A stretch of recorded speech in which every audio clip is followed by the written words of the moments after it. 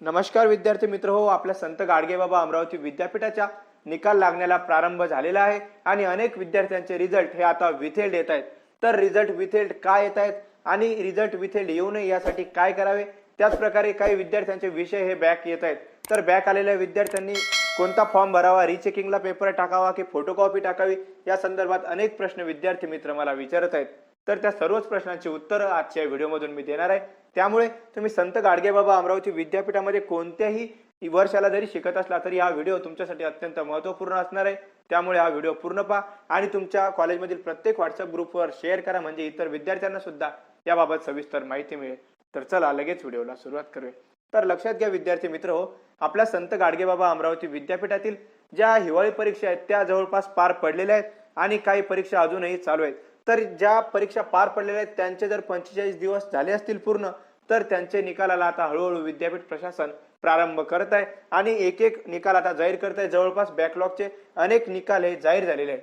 तर आता जे विद्यार्थी विथेल्ड निकाल आहेत तर त्या विद्यार्थ्यांना महत्त्वाचं एवढंच सांगायचं आहे की रिझल्ट विथेल्ड राहतो याचं कारण म्हणजे असं असतं की जेव्हा आपण परीक्षेचे फॉर्म भरतो तर परीक्षेचे फॉर्म भरताना आपल्याला त्या परीक्षेच्या फॉर्म सोबत आपल्या अगोदरचे जेवढे सेमिस्टरचे पेपर आपण दिलेले असतात तर तेवढ्या प्रत्येक सेमिस्टरची मार्कशीटची जी झेरॉक्स असते ती सोबत जोडावी लागत असते.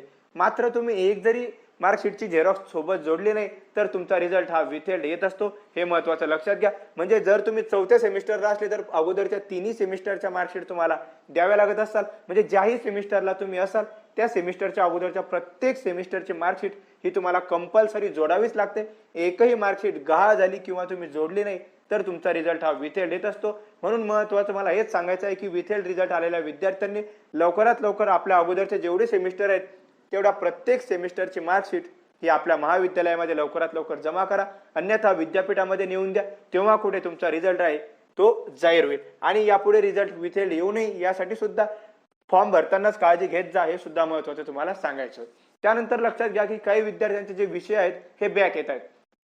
तर महत्त्वाचं मला हेच सांगायचं आहे की जर तुमचा विषय हा जवळपास 5 ते 10 मार्कांपेक्षा अधिक मार्कांनी बॅक आला असेल तर तुम्ही नक्कीच पेपर जो आहे तो फोटोकॉपी बोलवा. कारण जर तुम्ही पेपरची फोटोकॉपी बोलवली तर तुम्हाला कळेल की नक्की काय प्रॉब्लेम काय आहे आणि ती तुम्ही तुमच्या महाविद्यालयामधून चेक करून घेऊ शकता. मात्र 5 किंवा 10 मार्कांच्या म्हणजे 5 मार्काच्या आत, विशेष म्हणजे 5 मार्कांपेक्षा कमी फरकाने जर तुमचा पेपर बॅक राहिला असेल तर कन्फर्म तुम्ही जो पेपर आहे तो रिचेकिंगला टाका. जवळपास दरवर्षीचा अनुभव असा आहे की ज्या विद्यार्थ्यांचा 5 ते 7 मार्कांनी पेपर बॅक असतो त्या विद्यार्थ्यांनी रिचेकिंगला टाकल्यानंतर त्यांचे मार्क वाढत असतात.